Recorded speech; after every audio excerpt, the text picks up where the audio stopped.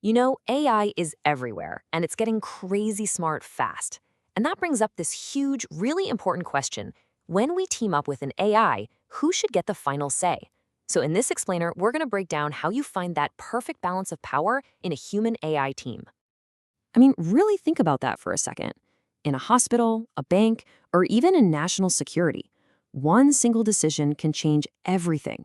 So who do you trust with that final call? Do you go with the experienced human with all their gut feelings and intuition? Or do you trust the super fast AI that can see mountains of data in a split second? And look, this is not some far off philosophical debate. In fields like fraud detection, finance, you name it, getting this right is literally a $1 billion question. It has a massive real world impact. And honestly, the way we answer it is going to define this next era of work. Now, your first instinct might be to just pick one, right? Team human or team AI. But the research is really clear on this. That's just the wrong way to think about it. The real answer is so much more interesting. Who the best decision maker is, well, it depends completely on the specific job they have to do. So, to figure out who should be in charge, we first have to really get what each one is good at. We've got to map out the performance gaps, see exactly where we humans have the edge and where the AI truly shines. And here's the key. Their strengths are like two sides of the same coin. They're complementary. Humans, we are incredible at using context and flexible reasoning, especially when things get messy and ambiguous. AI, on the other hand, it operates at a scale and speed and consistency that is just inhuman. It can crunch data in ways we can't even imagine. They're just two totally different kinds of smart. Okay, so here's where it gets really fascinating. When you actually visualize an AI's performance, a really weird pattern shows up. If you plot its accuracy against how confident it is, you get this distinct U shape. Let me show you what I mean. So on the edges of that U, when the AI is either super confident, like 99% sure, or has no confidence at all, like 1% sure, it's almost always right. It's incredibly reliable. But in the middle, in that big dip in the U, that's where it gets hazy. That's the AI basically saying, I really don't know, and its accuracy takes a nosedive. But humans, we're a whole different story. Our performance curve is much flatter. We might not hit those same crazy peaks of accuracy that a super confident AI can, but we also don't have that dramatic dip in the middle. We're just better at navigating that gray area, that uncertainty. And that performance gap right there, that's the golden opportunity. The AI is statistically way better at the extremes. The human is better in that ambiguous middle. So this gap isn't a weakness. It's actually the key to building something way better than what either of us could do alone. Which brings us to this really powerful new model. Instead of thinking human versus AI, we can create a hybrid system. It's a concept called augmented intelligence. This is the third way, Augmented intelligence isn't about replacing people. Not at all. It's about building a system where a human expert, who is armed with the AI's insights, can make better, smarter decisions than ever before. It's a real partnership. So here's how that actually works. First, the AI takes a look at a case and flags its confidence level. If the confidence is really high or really low, those areas where we know the AI is king, it just handles it automatically. Done.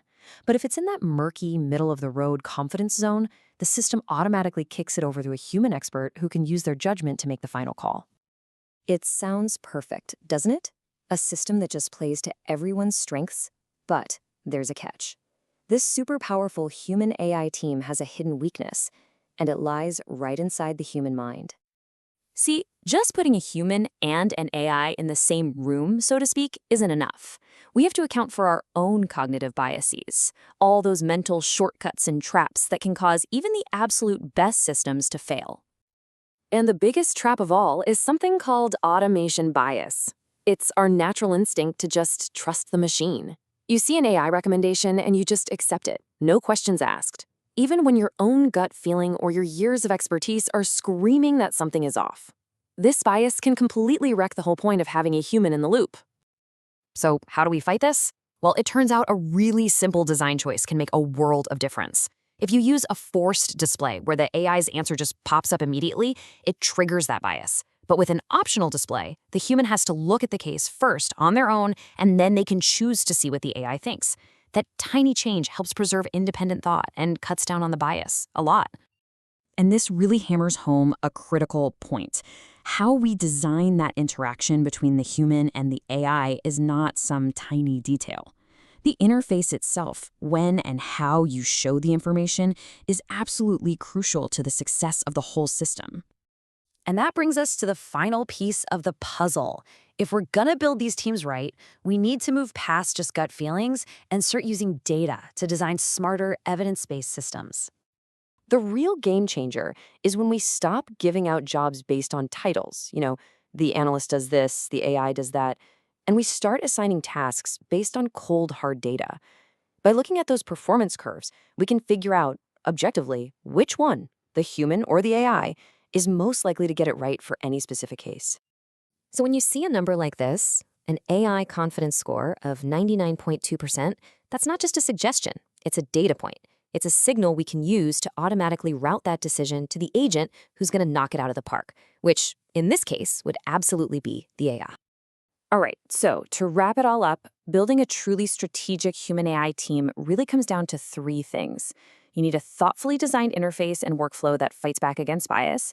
You need clear policies and training so everyone gets how it works. And maybe most important, you have to see this team not just as a neat tool, but as a core strategic asset for your organization. And that's really the big takeaway here. The end game isn't just to build a slightly better AI or make people a little more efficient. The ultimate goal is to bring together their unique strengths to create a smarter, more capable, and way more reliable combined system. It kind of leaves us with one last question to chew on. As we look to the future, is a real frontier building a better standalone AI, or is it learning how to design these incredibly powerful human AI teams? Based on what we've seen, the answer seems pretty clear. Thanks for watching.